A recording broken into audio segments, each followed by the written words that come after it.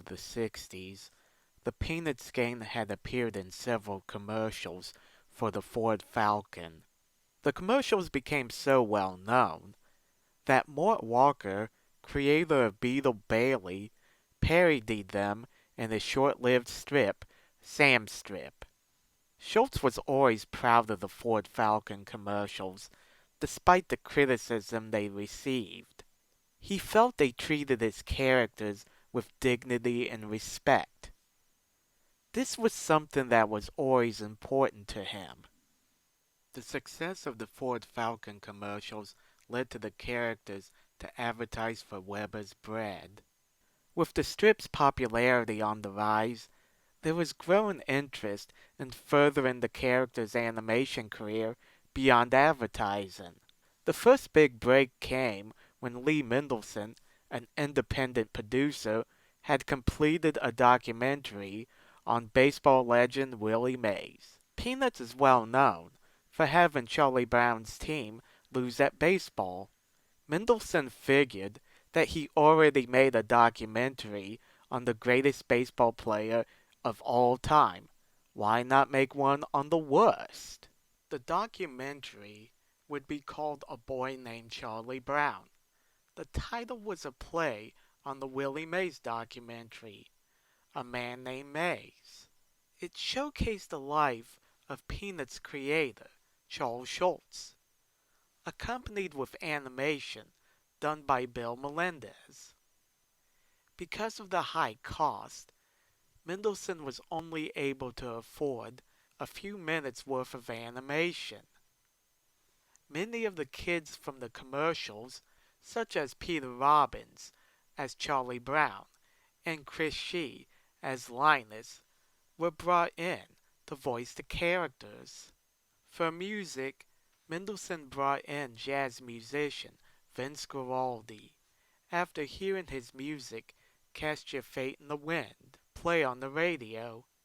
It was for A Boy Named Charlie Brown that Guaraldi wrote Linus and Lucy, which would go on to become the theme song for Peanuts. In 1963, the documentary was completed. All they had to do was sell it to a network. The problem was, nobody was interested in buying it. Everyone they showed it to thought it was good. It's just that, for whatever reason, nobody wanted it. One group of people who had seen A Boy Named Charlie Brown were the executives at Coca-Cola. Like everyone else, they had no interest in the documentary.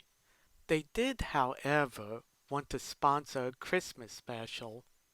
John Allen of the McCain Erickson Agency called Lee Mendelson to ask if he, Schulz, and Melendez had ever talked about making a Christmas special. Sensing an opportunity, Mendelson told him yes. After agreeing to make the special for Coca-Cola, Mendelson called Schulz and said, "Hey Sparky, I think I just sold a Charlie Brown Christmas." "What's a Charlie Brown Christmas?" Schulz asked. "It's something you have by tomorrow to make an outline for," Mendelson said. After Mendelson explained the situation, Schulz became excited to work on the Christmas special. Early on, he insisted that they explore the religious side of the holiday, despite objections from Bill Melendez. Lee Mendelson came up with the idea of having a tree involved with the plot after reading The Fir Tree by Hans Christian Andersen to his kids. Schulz loved the idea, but he felt it had to be a tree that Charlie Brown would get. At the time A Charlie Brown Christmas was made, aluminum Christmas trees were popular. This is why the little tree Charlie Brown got was made out of wood, and why Linus asked if they even still made wooden Christmas trees. They had to work fast, for they were only given 6 months to make the special. The kids from the commercials and documentary were brought in to voice the characters. There was some debate as to what to do with Snoopy. Although he couldn't talk, you were able to read his thoughts in the strip. It was decided that he would remain a silent character. For sounds such as blah or laughter, Bill Melendez made a demo tape for an actor to follow. Because of the time and budget restraints they were under, Melendez ended up voicing Snoopy himself. He would go on to voice Snoopy for years to come. Vince Guaraldi was brought in to do the music. One piece of music he wrote was called Christmas Time is Here. Lee Mendelson felt there should be words to it. Because he was unable to get anyone else, he ended up writing the words himself. With only 3 weeks until its debut, A Charlie Brown Christmas was completed. Mendelson, Melendez, and their staff were horrified with the way it turned out. Ed Levitt, one of their main animators, proclaimed that A Charlie Brown Christmas will run for 100 years. Nobody shared his optimism. The executives at CBS felt the same way. They said that they would air the special only because they had already advertised it. Once they aired it, CBS wouldn't be ordering any more specials. Much like Charlie Brown's ball games, the future of Peanut specials looked bleak. On December 9th, 1965, A Charlie Brown Christmas premiered on CBS. The response was overwhelmingly positive. It would go on to become a beloved Christmas classic. It also renewed interest in having a real Christmas tree rather than aluminum. Thus the special was said to have single-handedly put aluminum trees out of business. Just as Ed Levitt predicted, the special is still shown every year.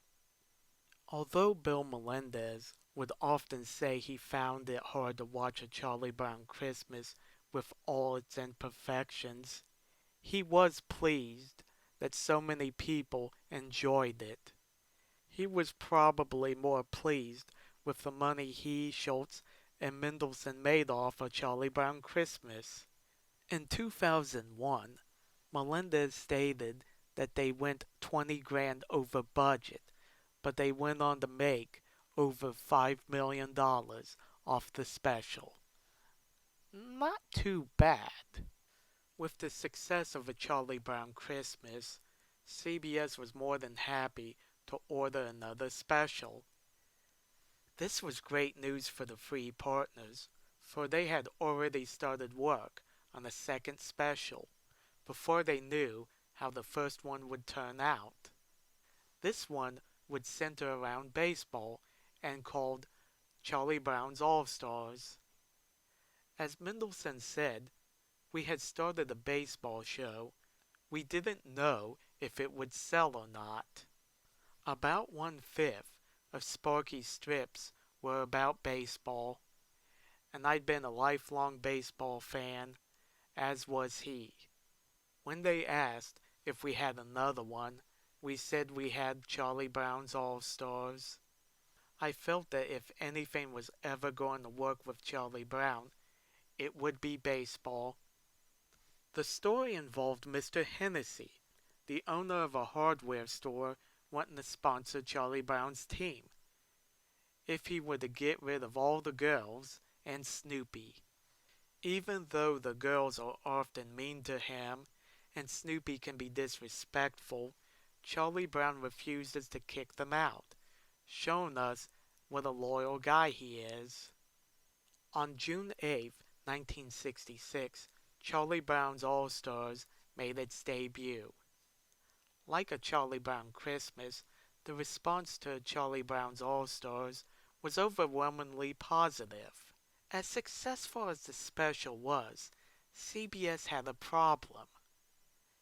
It wasn't the kind of special they could re-air each year, like they could with A Charlie Brown Christmas. So they asked Lee Mendelson if he, Schultz, and Melendez could make a holiday blockbuster. Schultz immediately said, "Hey, The Great Pumpkin. We got one." On October 27th, 1966, It's the Great Pumpkin Charlie Brown debuted. It would go on to become a beloved Halloween special, giving CBS the holiday blockbuster they wanted. Bill Melendez was always more pleased with how It's the Great Pumpkin Charlie Brown turned out over Charlie Brown Christmas. He said, "The pumpkin show I liked. I did it under great duress. I still had that $76,000 budget, but I knew how to pace myself to make it cheaper. The story was good and the music was great. It was a beautifully designed and a beautifully colored show." With three successful specials under their belt, Schultz, Mendelson, and Melendez would go on to make three more specials before the end of the decade. You're in Love, Charlie Brown on June 12, 1967. This special was significant for a few reasons. It was the first to explore Charlie Brown's love for the little red-haired girl. It was the animated debut of Peppermint Patty, and it was the first time they used a trombone to serve as an adult's voice. The idea came about when Schultz asked Mendelson how they were going to handle the teacher since they didn't feature adults. Mendelson then asked Vince Guaraldi if there was an instrument that could mimic human speech. He pulled out a trombone, and the rest is history.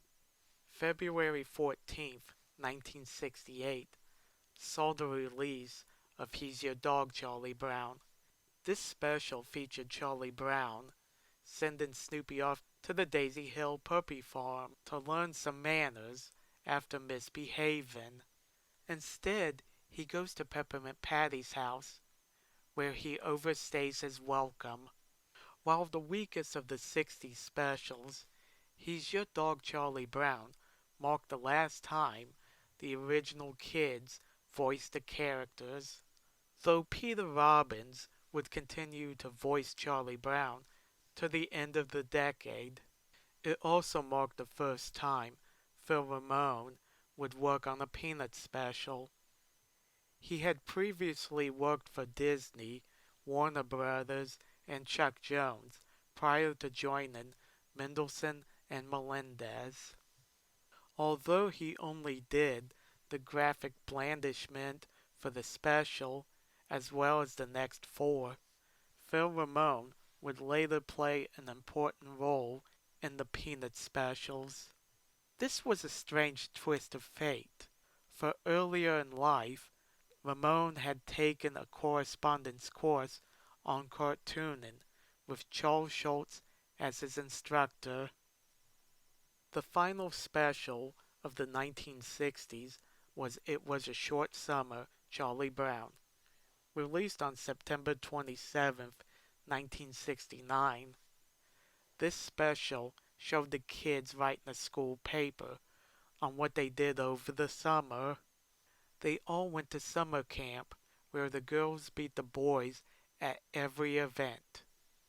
The highlight of the special was when Snoopy, as the masked Marvel, arm wrestled Lucy.